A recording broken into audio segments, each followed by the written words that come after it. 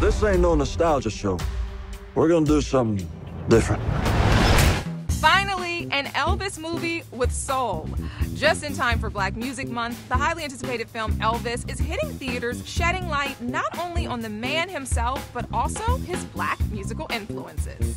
I don't see how you can tell the story of Elvis Presley without telling the story of his relationship to the Black community in which he lived in, and his relationship to Black music. I mean, you know, he broke segregation laws, friends with B.B. King. I didn't make it up that he goes, I'm not the king of rock and roll. Come here, Fats Domino, you're the king of rock and roll. Yeah. You do not have Elvis without Black music.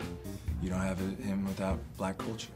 Him seeing people walking down Beale Street that he's going, that's the coolest guy I've ever seen, and trying to find the same suit. You know, all of that impacted, that was the fiber of his being.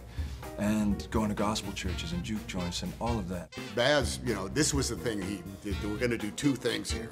We're going to talk about the Elvis and Colonel dynamic, but we're also going to show where the music came from. Yeah. And I said, man, you better do that right. All of his life, Elvis was just, gospel was his safe place.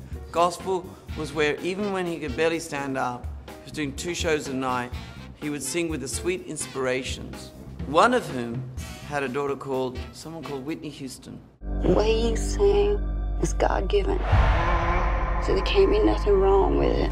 In the film, directed by Baz Luhrmann, Hanks plays Elvis's manager, Colonel Tom Parker, who has a huge impact on his career, as do Memphis artists B.B. King, Little Richard, and Sister Rosetta Tharpe. He gave us an opportunity to see where he was coming from, you know?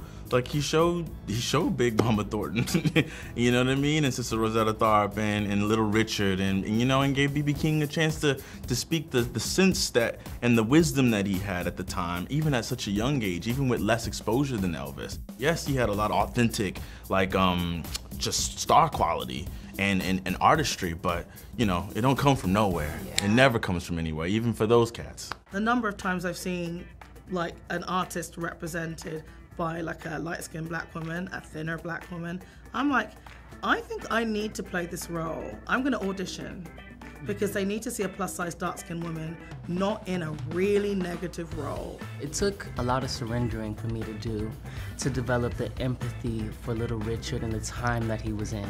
During that time with religion being so heavy and prominent, segregation, sexuality being in the air, and I think Little Richard would get on stage and just set it free whenever he hit that piano. All right, guys, that's a wrap from here on Beale Street in Memphis. You make sure you check out Elvis when it hits theaters June 24th. For HipHollywood.com, I'm Jasmine Simpkins.